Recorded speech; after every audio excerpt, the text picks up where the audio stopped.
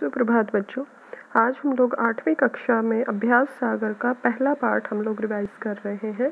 हम पंछी उन्मुक्त गगन के। तो यहाँ अभ्यास सागर की पुस्तक में बेटा आपका जो व्याकरण बिंदु दिए हुए हैं, यानी व्याकरण का जो आपका अभ्यास का टॉपिक है वो है अनुस्वार, अनुनासिक, र के रूप, नुक्ता और अपठित काव्यांश। तो सबसे पहले हम लोग देखते हैं बेटा, यहाँ कुछ पंक्तियाँ दी हुई हैं। हम पंछी उन्मुक्त गगन के पिंजर बंद न गा पाएंगे, स्वर्ण श्रृंखला के बंधन में अपनी गति उड़ान सब भूले। तो यहाँ कुछ वो शब्द ऐसे दिए हुए जो हमारा पहला क्वेश्चन दे रखा है, उसमें पूछा है कि उपरोक्त पंक्तियों में से उन शब्दों को छांट कर लिखो जिनमें अनुस्वार अर्थात बिंदु, अनुनासिक यानी चंद्र बिंदु का प्रयोग किया गया है। अब हम लोग ये देखते बेटा, यहाँ शब्द कौन कौन से आए हमारे, पंछी, पिंजरबंद, पाएंगे, श्रृंखला, बंधन और में। तो यहाँ पर आप देखिए कि ये शब्द कौन से आएंगे आपके, कौन से हैं ये हमारे बिंदु और इसके अनुस्वार और अनुनासिक के, यानी बिंदु और चंद्र बिंदु के शब्द। अब इनमें हम लोग अगर अंतर देखते हैं बेटा, तो हम पहले ये जानेंगे कि अनुस्वार और अनुनासिक क्या होते हैं। अनुस्वार होते हैं जिन वर्णों का उच्चारण करते समय हवा नाक से निकलती है, तो वहाँ अनुस्वार यानी बिंदु का प्रयोग होता है, और जिनका उच्चारण मुंह और नाक दोनों से किया जाता है वहाँ अनुनासिक यानी चंद्र बिंदु का प्रयोग होता है। ठीक है, तो यहाँ हमारे जो नीचे दे रखे हैं बेटा, ये कुछ शब्द यहाँ पर दिए हैं और हमें यहाँ पर क्या लिखना है, उन पे अनुस्वार या अनुनासिक लगाना है।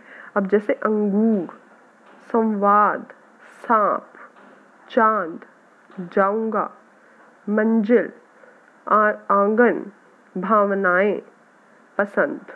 ठीक है, तो यहाँ पर ये एक चीज आपको बताऊं बेटा, जहाँ पर जैसे मंजिल है तो यहाँ पे मंजिल, यहाँ पे हम लोग जिल लगाएंगे क्योंकि यहाँ ज के नीचे नुक्ता आया तो वो ज हो जाएगा।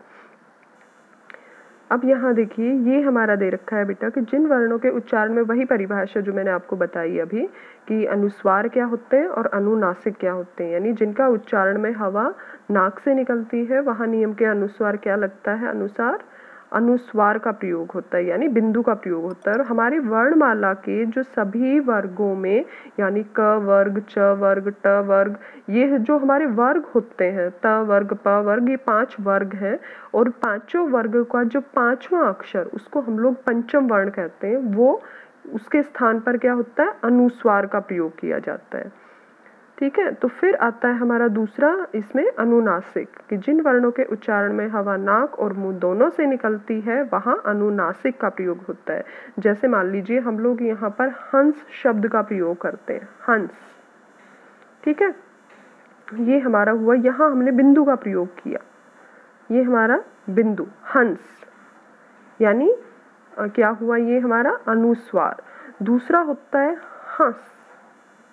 ठीक है, हंस शब्द जो हुआ वो क्या हुआ, इसमें हंस में हंस न की साउंड जो होती है वो कहाँ से निकलती, नाक से, हंस। ठीक है, और ये क्या है, हंस। तो यहाँ जो हमारी हंस में साउंड आई नाक से, और यहाँ जो हमारी आवाज आ रही है यानी उच्चारण हो रहा है वो हो रहा है हमारे नाक और मुंह दोनों से।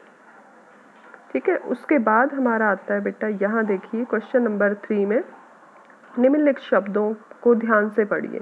अब यहाँ पर शब्द दिए हुए हैं कटोरी, डरना, स्वर्ण, पर्वत, प्रेम और द्रवित। ठीक है, तो इसमें हमें देखना है उपर्युक्त जो शब्दों में र का प्रयोग कुछ अलग अलग रूपों में हुआ है। अलग अलग किस तरह, जैसे पहला ये है कटोरी, कटोरी में हमारा कौन सा र का कौन सा रूप आया है, ये वाला। ठीक है, ये रूप आया है। डरना शब्द है, उसमें भी हमारा यही रूप आया है, क्योंकि इसमें भी ये कटोरी में भी और डरना। फिर उसके बाद आया है स्वर्ण। स्वर्ण में क्या है, र कौन सा आया है, ऐसा ऊपर वाला, तो इसको पर्वत में भी और स्वर्ण में भी, इन दोनों में हमारा कौन सा रूप आया है, ये ऊपर वाला, यानी इसको बोलते हैं हम लोग रेफ। जो शिरोरेखा के ऊपर लगता है वो है रेफ। अब फिर तीसरा इसका रूप आया है ये जो नीचे लगा हुआ है, ठीक है, द्रवित में द के नीचे जो लगा हुआ है वो, और प्रेम में प के नीचे लगा हुआ है वो। तो ये कौन सा है, ये वाला रूप है, इसको क्या बोलते हैं, पदेन। ठीक है, तो ये हमारे नीचे भी दिया गया है कि र के जो रूप होते हैं वो कौन कौन से होते हैं। र के रूप, इनके विभिन्न रूप ये है, एक र जो सिंपल हम लोग पूरा र इसको लिखते हैं। दूसरा हमारा यहाँ पर आता है रेफ, जो शिरोरेखा के ऊपर लगता है, जो वहाँ पे स्वर्ण और पर्वत में लगा था। फिर तीसरा हमारा आता है पदेन। पदेन में क्या है, जो पैरों पर लगता है, यानी पाई वाले जो शब्द होते हैं उनके ऐसे पैरों पर लगने वाला, जैसे प्रेम है। ठीक है, तो यहाँ पर हमारा क्या दे रखा है, प्रेम में जो लगा है वो हमारा पदेन र है। तो स्वर, अब ये यहाँ देखना है बेटा कि जो र होता है ये भी हमारा स्वर सहित है, यानी ये भी पूरा है। स्वर सहित का मतलब क्या हुआ कि र हमारा पूरा है। इसका अगर हम लोग विच्छेद करेंगे तो ये ऐसे होगा। ठीक है, अगर इसमें हम लोग इसका र का विच्छेद करेंगे तो इसमें हम लोगों ने हलंत लगाया क्योंकि ये आधा है, और यहाँ हमारा लगा है फिर स्वर। तो इन दोनों के मिलने से ये र बनता है। और रेफ जो होता है, रेफ क्या है, ऊपर लगा हुआ होता है, ऊपर यानी शिरोरेखा के ऊपर जो रेफ होता है वो स्वर रहित होता है, यानी उसमें स्वर नहीं होता। अगर उसको हम लोग लिखेंगे तो ऐसे लिखेंगे, हलंत वाला र, क्योंकि इसमें हमारा स्वर नहीं है। उसके बाद जो पदेन होता है, पदेन क्या होता है, स्वर सहित हो, लेकिन उसमें पहला व्यंजन जो है वो स्वर रहित हो। स्वर रहित का मतलब ये है कि जिसके नीचे वो लगा हुआ है, यानी जिस वर्ण के नीचे, जिस वर्ण के पैरों में वो लगा हुआ है वो हमेशा आधा होता है, और जो र होता है वो पूरा होता है, यानी जो ऊपर वाला है। अब यहाँ पे मान लीजिए हम लोग इनका वर्ण विच्छेद करेंगे। मान लीजिए हम लोगों ने शुरू किया यहाँ से डरना, तो हम लोग डरना का वर्ण विच्छेद कैसे करेंगे, ड प्लस अ, क्योंकि ड जो है वो पूरा है, प्लस र हलंत अ, प्लस न हलंत और आ। ठीक है, ये ड र और ये ना। ठीक है, ये डरना शब्द का हमारा वर्ण विच्छेद हुआ।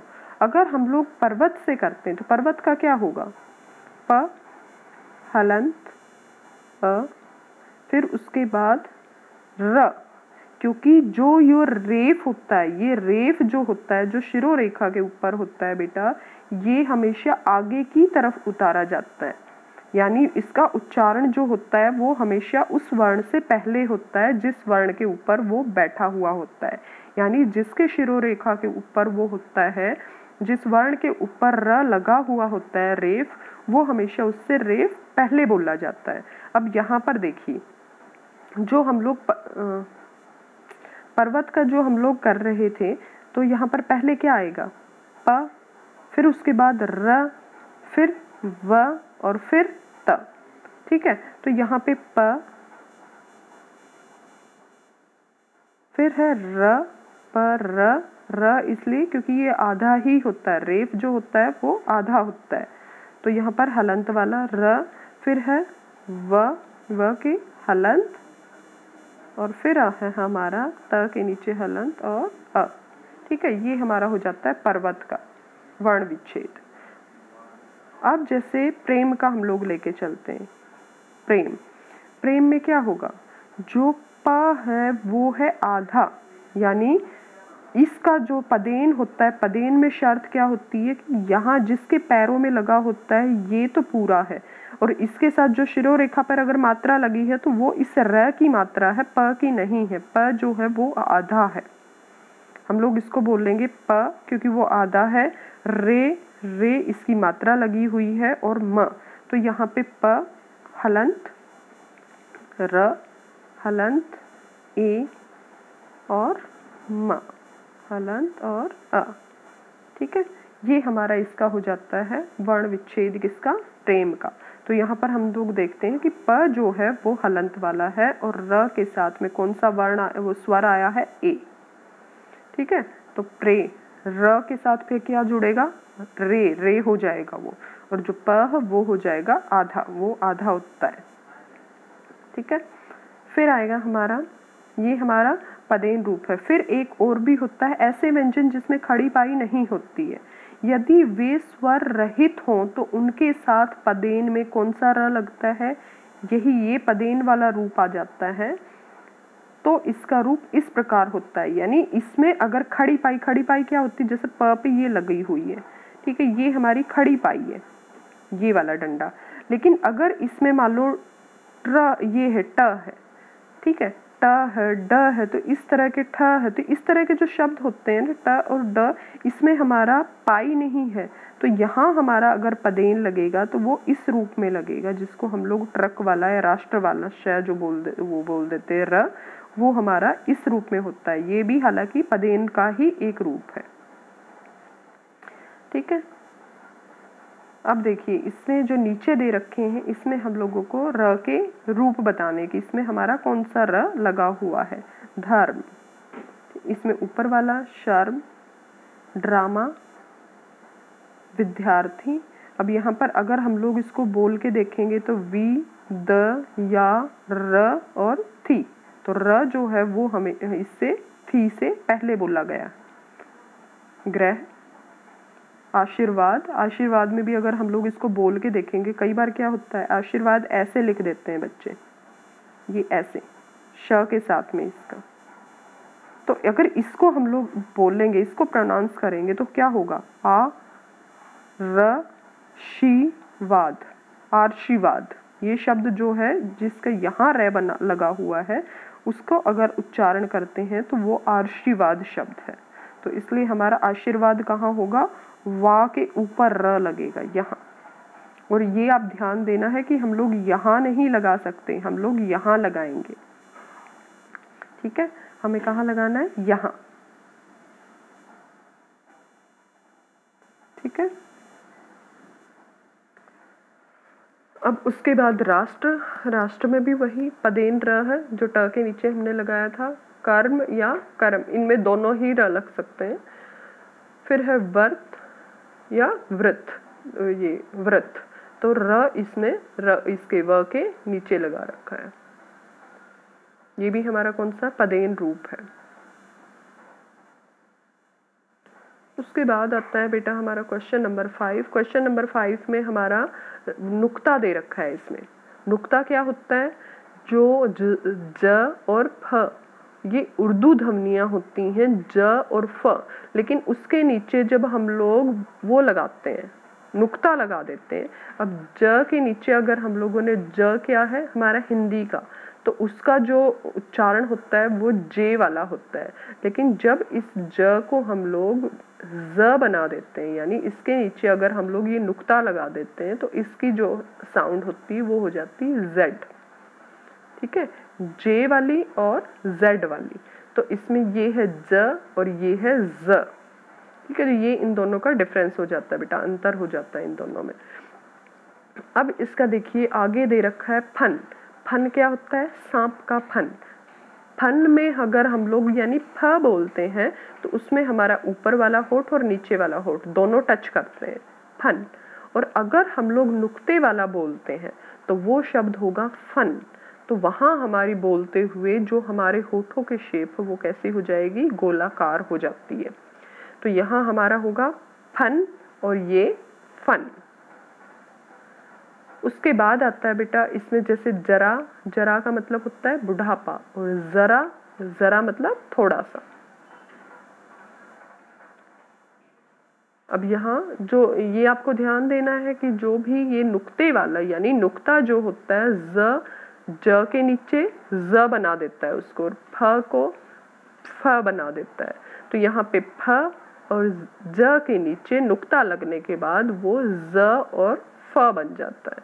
अब ये सारे उर्दू और फारसी शब्दों के नीचे इसका नुक्ते का प्रयोग किया जाता है। फारसी जो शब्द होते हैं उनमें ज के नीचे और फ के नीचे इसका प्रयोग किया जाता है।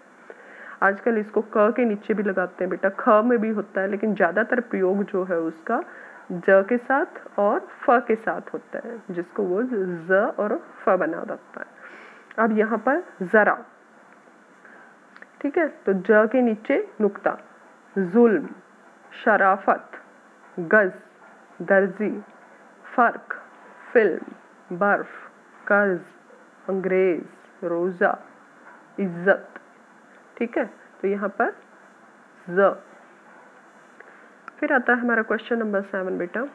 इसमें दे रखा है निम्नलिखित काव्यांशों को पढ़कर नीचे दिए गए प्रश्नों के उत्तर देना है। अब आपको ये काव्यांश पढ़ना है कि कोई लहर ना रोक सकेगी हम मंजिल के दीवानों को, संकल्पों के हम है सागर, साहस के ध्रुव तारे हैं, कभी न बाधाओं के आगे पांव हमारे हारे हैं, तूफानों को तोल चुके हम, सब जाने पहचाने हैं, भाग्य हमारी मुट्ठी में है, स्वयं विधाता हम जग के, फिर क्यों किसी की आंख में आंसू, बरबस आ आकर छलके। तो यहाँ पर इसका सरला अर्थ होगा बेटा, यानी इसका अर्थ आप लोग एक बार देखोगे कि कोई लहर ना रोक सकेगी। यहाँ पर लहर का अर्थ क्या है? लहर का अर्थ यहाँ पर है बेटा कोई भी मुसीबत, यानी लहरें, जैसे अगर हम लोग मान लो नाव में जा रहे हैं और पानी का बहाव क्या है, वो सीधा सीधा, यानी हम लोग जिस दिशा में लेके जा रहे हैं नाव, उसी दिशा में अगर पानी का बहाव है तो हमारा क्या होगा, नाव बड़ी आराम से चलेगी। लेकिन अगर उसमें लहरें उठती हुई आई, अगर आगे से लहरें उठी हुई हैं तो क्या है, वो हमारे लिए एक रुकावट बन जाती है, एक अड़चन बन जाएगी, एक बाधा बन जाती है। तो वही यहाँ पर लहर को एक रुकावट माना गया है, एक मुश्किल माना गया है, एक मुसीबत के रूप में इसको लहर को दिखाया है यहाँ पर। यानी कोई लहर ना रोक सकेगी हम मंजिल के दीवानों को। तो यहाँ पर क्या है, मंजिल के दीवाने किसको बोला है? हम लोगों को मंजिल का दीवाना किस लिए कहा गया है? क्योंकि हम अपनी मंजिल को प्राप्त करने के लिए हमारे अंदर एक जुनून है, एक पागलपन है। तो हम अपनी मंजिल को प्राप्त करना चाहते हैं और उसको पाकर रहेंगे, तो इसके लिए कोई भी मुसीबत हमें रोक नहीं सकती। संकल्पों के हम हैं सागर। सागर का मतलब होता है बेटा, जैसे सागर में बहुत सारी लहरें हो जाती हैं, बहुत सारा जो होता है मतलब उसमें समा जाती लहरें, वैसे ही सागर जैसे बड़ा होता है ना, वैसे ही हमारा जो संकल्प है, हमारे जो इरादे हैं, वो भी सागर की तरह विशाल है, सागर की तरह बहुत बड़े हैं। साहस के ध्रुव तारे। ध्रुव तारे का यहाँ पर अर्थ है कि हम लोग साहस के ध्रुव तारे, यानी हमारा जो साहस है वो अडिग है। हमारा ये है कि हम लोगों के मन में डर नहीं है, हमारा जो साहस है वो ऐसा टिकने वाला, और हमारे अंदर हमेशा साहस जो है वो चमकता रहता है, यानी हमेशा साहस जिंदा रहता है हमारा। कभी ना बाधाओं के आगे पाँव हमारे हारे हैं। कभी भी कोई भी रुकावट अगर हमारे सामने आते हैं तो हमारे पैर थकते नहीं हैं, हमारे पैर हारे नहीं, यानी हमने हार नहीं मानी है। तूफानों को तोल चुके हम, सब जाने पहचाने हैं। यहाँ पर तूफान क्या बोला गया है कि यानी जो ये मुसीबत है, तो मुसीबत क्या, जो बहुत बड़ी मुश्किल है उसको तूफान यहाँ पर बोला है। तो कहते हैं ये तो एक लहर है, हम लोगों ने तो बड़े बड़े तूफानों को झेला है। तोलना मतलब उनको हम लोग झेल चुके हैं, उनका हम लोग अनुभव ले चुके हैं, यानी उन तूफानों का हम लोग सामना कर चुके हैं। सब जाने पहचाने हैं उनकी, हमें उनको सबको हम लोग जानते हैं। भाग्य हमारी मुट्ठी में है, स्वयं विधाता हम जब के। तो यहाँ भाग्य जो होता है, यानी हमारी किस्मत कहाँ है, हमारी अपनी मुट्ठी में होती है। हम लोग मेहनत करके, हम लोग मेहनत के बल पर, हम लोग अपने संकल्प के, अपने दृढ़ निश्चय के आधार पर हम लोग अपने भाग्य को अपनी मुट्ठी में कर सकते हैं। यानी हम लोग अपना जो भाग्य होता है, हम लोग उसको विधाता मतलब बनाने वाला, तो हम अपने भाग्य को स्वयं बना सकते हैं। फिर क्यों किसी की आंख में आंसू, बरबस आ आकर छलके। फिर किसी की आंख में आंसू क्यों है, यानी वो बैठकर क्यों रो रहे हैं जब हमारी मुट्ठी में हमारा अपना भाग्य है। यानी हम लोग अपने भाग्य को बदल सकते हैं, हम लोग अपने मेहनत से, अपने परिश्रम से अपने भाग्य को बदला जा सकता है। तो फिर उसमें रोने की क्या आवश्यकता है, यानी हमें रोने की आवश्यकता नहीं है, हमें आंसू बहाने की जरूरत नहीं है। किसी की आंख में आंसू क्यों बार बार आकर छलक रहे हैं, वो इतना बरबस और इतना मतलब लाचार क्यों दिखाई पड़ रहा है, जब उसकी अपनी जो है, उसका अपनी किस्मत है, अपनी जो उसका अपना भाग्य है वो उसी की मुट्ठी में, वो उसको बदल सकता है। तो फिर रो किस लिए रहा है, वो अपने भाग्य को बदल क्यों नहीं रहा। ठीक है, तो ये हमारा क्या होता है, ये पंक्तियां दी गई हैं बेटा अपठित काव्यांश। तो इसमें पहली जो आपका प्रश्न है उसमें पूछ रखा है कि इसमें प्रथम पंक्ति में लहर का अर्थ क्या है। लहर का अर्थ है बेटा मुसीबत, संकट। मंजिल के दीवाने किसके सागर हैं और किसके ध्रुव तारे। मंजिल के दीवाने संकल्पों के सागर हैं और साहस के ध्रुव तारे हैं। तूफानों को तोल चुके हम, इसका मतलब है कि हम उन मुसीबतों का सामना कर चुके हैं।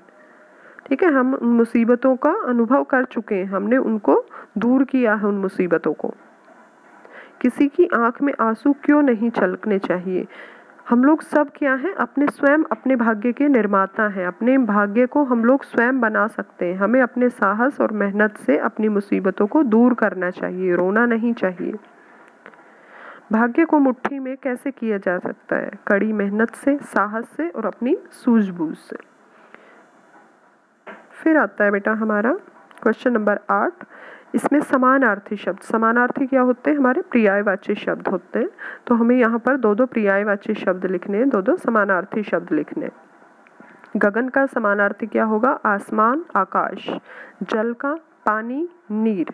तरु, पेड़, वृक्ष। अरमान, इच्छा, अभिलाषा।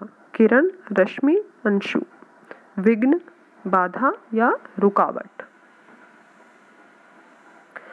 अब यहाँ पर क्वेश्चन नंबर 9 जो दे रखा है बेटा, उसमें हमें जो कोष्ठक में दिए हुए हैं, यानी सामने इसमें ब्रैकेट में दे रखे हैं, उन शब्दों के विलोम शब्द बनाने हैं। उन शब्दों के विलोम शब्दों से यहाँ हम लोगों को इनके जो ये दे रखे हैं यानी रिक्त स्थान है, उनकी पूर्ति करनी है। अब यहाँ शब्द दिया है दंड।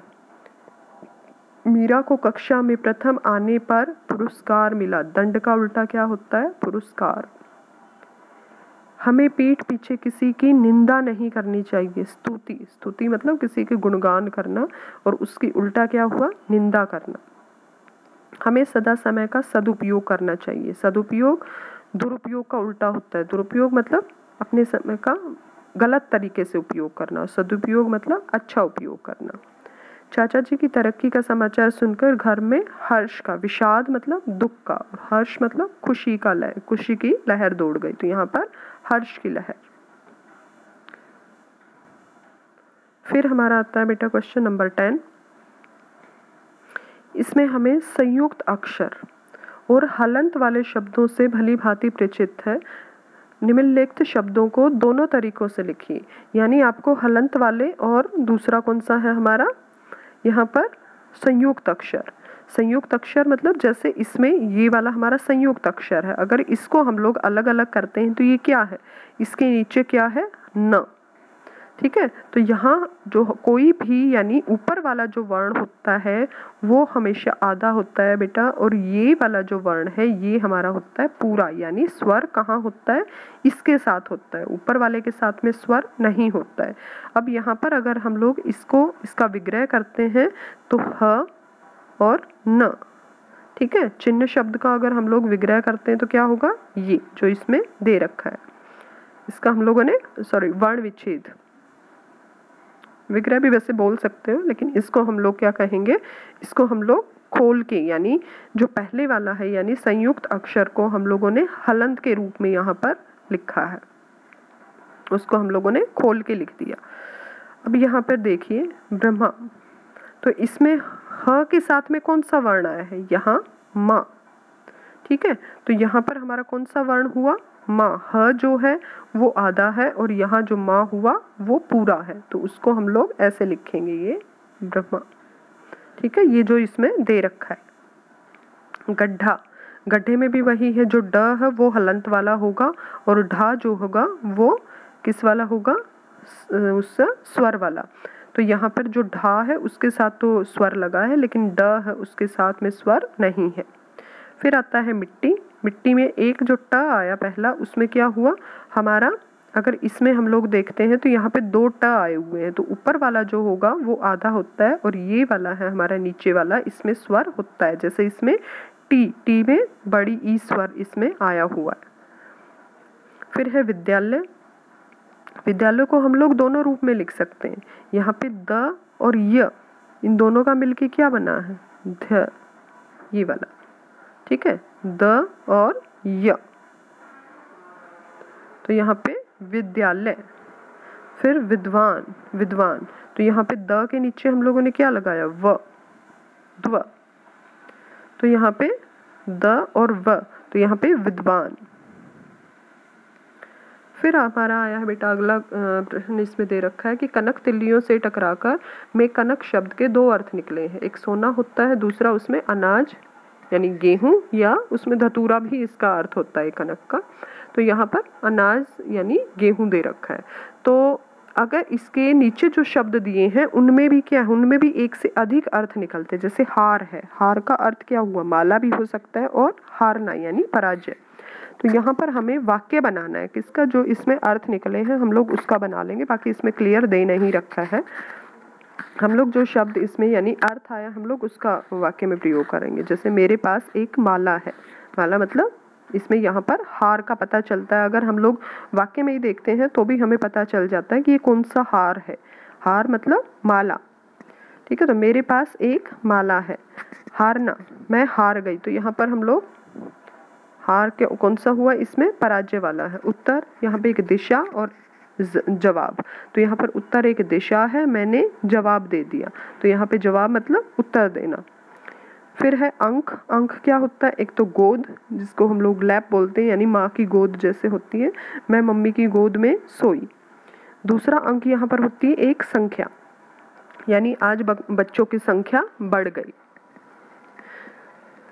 उसके बाद हमारे आए बेटा यहाँ हमारे यहाँ पर है क्रियापद, यहाँ छाटने हैं, यानी क्रियापद में हम लोग पहले क्रियापद बताएंगे यानी कौन सी क्रिया है, और दूसरा फिर उसका भेद, भेद कौन से होते हैं क्रिया के, अकर्मक और सकर्मक। अकर्मक क्या होता है, जहाँ पर अकर्मक यानी बिना कर्म के, यानी वाक्य हम लोग करते हैं बेटा, तो उसमें क्या होता है, पहले हमारा कर्ता होना चाहिए, कर्ता के साथ साथ क्रिया होनी चाहिए कि उसने क्या कार्य किया। तीसरा होता है कर्म, यानी कर्ता ने जो कार्य किया है उसका प्रभाव किस पर पड़ता है, कर्म पर पड़ता है, ठीक है।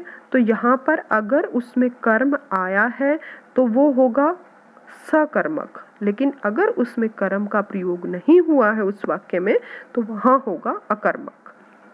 अब यहाँ पे धोबी ने कपड़े धोए, अब धोबी कौन है, यहाँ कर्ता है, कार्य को करने वाला। धोना क्या है, इधर धोए शब्द क्या है, क्रिया, ठीक है। तो उसके धोबी ने क्या कार्य किया है, धोए हैं, लेकिन क्या धोए हैं, यानी धोबी के कार्य का प्रभाव किस पर पड़ रहा है, कपड़ों पर। कर्ता ने किसको धोया, कर्म को, कर्ता ने कर्म को, तो यहाँ पर कर्ता जो है वो है धोबी, कर्म क्या हुआ यहाँ, कपड़े, तो कपड़े यहाँ कर्म आए, इसका मतलब वाक्य क्या है, सकर्मक है। उसके बाद है घोड़े दौड़ रहे हैं, अब दौड़ने वाले कौन है, घोड़े, और क्रिया, उन घोड़े क्या क्रिया कर रहे हैं, दौड़ रहे हैं, लेकिन यहाँ कर्म नहीं है, ठीक है। फिर यहाँ क्योंकि कर्म नहीं है इसलिए यहाँ अकर्मक। मैंने एक अच्छी कहानी पढ़ी, तो यहाँ पर मैंने, मैं क्या हूँ, कर्ता, और क्रिया क्या है, पढ़ना, पढ़ी, तो यहाँ मेरी मतलब मेरे पढ़ने का असर किस पर हो रहा है, कर्ता ने क्या पढ़ा, कहानी पढ़ी है, तो यहाँ पर क्या हुआ, कहानी क्या है, यहाँ कर्म, तो यहाँ पर क्या आएगा, सकर्मक क्रिया। पंडित जी ने फूल और प्रसाद बांटे, तो यहाँ पे पंडित जी क्या है, कर्ता, और बांटना क्या हुआ, क्रिया, और फिर यहाँ पे फूल और प्रसाद क्या है, वो कर्म है। पंडित जी किसको क्या बांट रहे हैं, फूल और प्रसाद, यानी उसके किए हुए कार्य का प्रभाव किस पर पड़ रहा है, फूल और प्रसाद पर पड़ रहा है, तो यहाँ पर सकर्मक। अचानक आंधी आई, आंधी यहाँ पर होगी बेटा कर्ता, और आना क्या हुआ, वहाँ क्रिया, लेकिन यहाँ पर हमें कर्म नहीं मिल रहा है, तो यहाँ पर इसलिए अकर्मक। यहाँ हमारा बेटा एक अनुच्छेद दे रखा है। अनुच्छेद क्या है, यानी हम अपने जीवन में कोई ना कोई लक्ष्य निर्धारित करता है, कोई डॉक्टर बनना चाहता है, कोई इंजीनियर बनना चाहता है, कोई अध्यापक बनना चाहता है, तो कोई नेता बनना चाहता है, तो वो हर कोई ना कोई किसी न किसी व्यक्ति से प्रेरणा लेकर ही अपना लक्ष्य बनाता है कि मुझे उस जैसा बनना है, ठीक है। तो यहाँ पर आप लोगों को बताना है कि किसी के, जिसके आदर्शों या जिसके सिद्धांतों से आप प्रेरित होकर, उनसे इंस्पिरेशन लेकर जो आप बनना चाहते हो, उन जैसा बनना चाहते हो, तो उसके बारे में आपको, उस आदर्श व्यक्ति के बारे में एक अनुच्छेद तैयार करना है कि वो आदर्श व्यक्ति का नाम क्या, उसका आचरण और व्यवहार कैसा, उसने कौन कौन सी उपलब्धियां प्राप्त की हैं जिसके कारण आप उन जैसा बनना चाहते हो। तो इस तरह आपको एक अनुच्छेद तैयार करना है 80 से 100 शब्दों का।